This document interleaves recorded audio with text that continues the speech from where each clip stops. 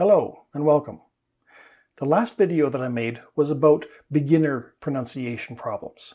This video is about more advanced problems. Let's get started. The sounds of this aren't hard to say. The problem is the spelling. This is a word that we have borrowed from French into English. The pronunciation is quite simple. Queue. The queue was 3 hours long. Okay, what's a queue? A queue is when people are lined up waiting to get into a concert or maybe a sports event. These days, if you're watching this from the future, these days, people are lined up to get their vaccinations. People are queued up to get their vaccinations. The next word, sorry, I was going to say it. That's the whole point here. How do you say this word? This has a silent letter. Borrowed this from French. Mortgage. Mortgage. Bill and Susan just signed a 5-year mortgage. A mortgage is a special type of loan that people take out usually to help them buy real estate, to help them buy property. Okay? It's different than many other types of loans because of what you are buying. The way we say this is mortgage. Next. This one is difficult. I'm sure you're an excellent student and you know that when we have PH beside each other in English, they make a F sound. But not this time. Shepherd. Shepherd is how we say this. So even though the P and the H are beside each other, it's just coincidence. The shepherd watched his flock. Now, that sentence might be a little bit confusing for you. If we take the word shepherd and we kind of pull it apart, shep-herd, if we pull those words apart a little bit more, we have sheep herder. Now, when we're talking about a group of sheep, we use the word flock, which is the word that you see in the sentence at the bottom. But when we have a large group of animals, we can also call it a herd. Okay? Now, a flock is specific to sheep, but herd can be used for many different animals. So a sheep herder, I'm going to change it and use it as a verb now. A sheep herder herds sheep. So kind of manages and watches and protects. Okay? So the PH here, the P comes from the end of one word and the H comes from the beginning of the next word. And that's why we say shepherd instead of shepherd. Next, there's a reason why this one, in fact, there's several reasons why this one is complicated. There are different parts of, or different kind of stages of borrowing. It comes from 3 different Latin-based languages, from French and Italian and Spanish. I knew French. I didn't realize about the Italian and Spanish as well until I did some research. This word does not, this word is not pronounced colonel in English. Colonel, which is a rank in the army.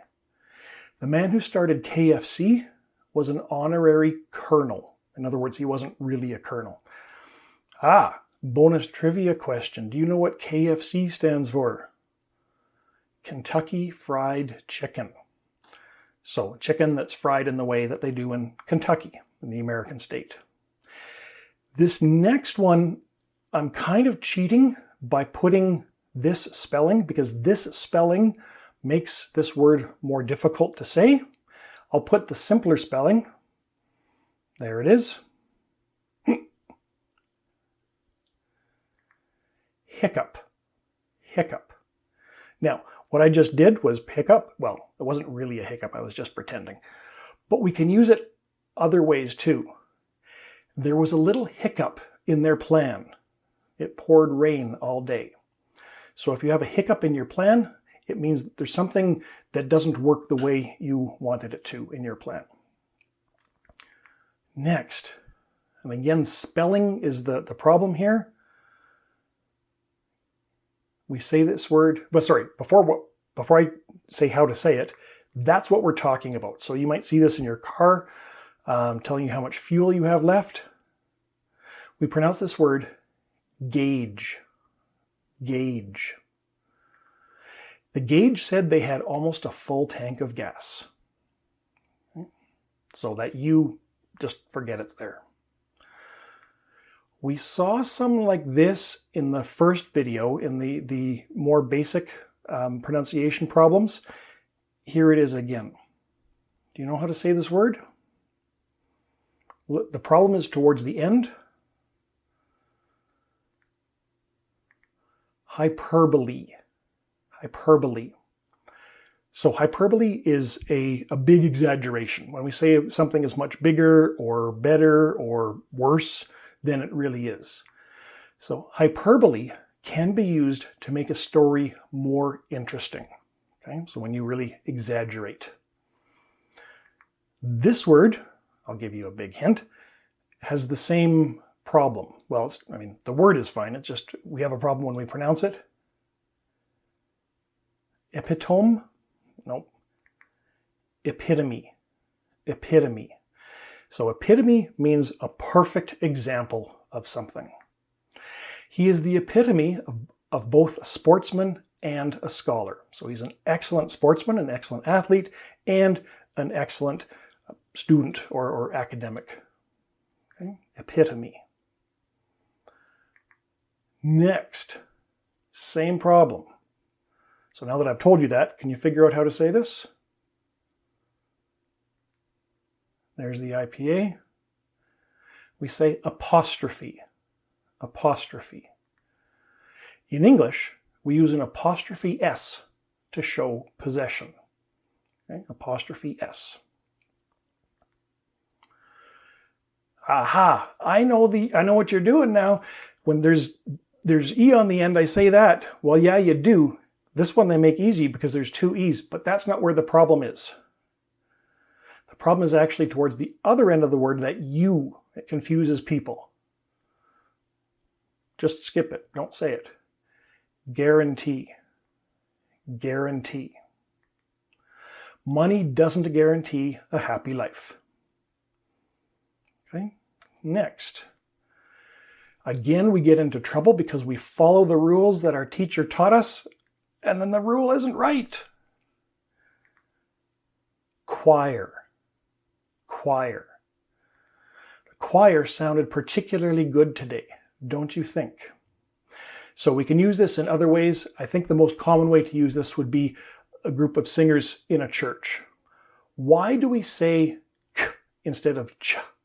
It has to do with the history of the word. We have borrowed this word from Greek. And so we have borrowed the sound when it was transliterated, which means we changed the writing system, we changed the letters into English. They chose to write this with CH instead of a K. And this next one. Again, spelling confuses things here. Rhythm. Rhythm. I love the rhythm of waves crashing on the shore. I live far, far away from the ocean, but I think if I lived near the ocean, I think I would probably go there often so I could hear the waves crashing on the shore. If you want a little bit of fun, ask a native speaker how to spell this word.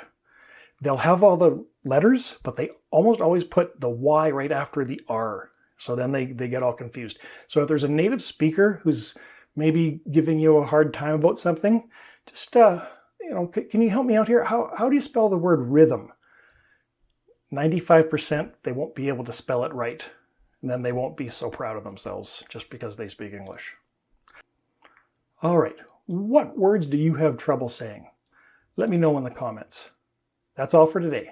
Thank you very much. Bye-bye.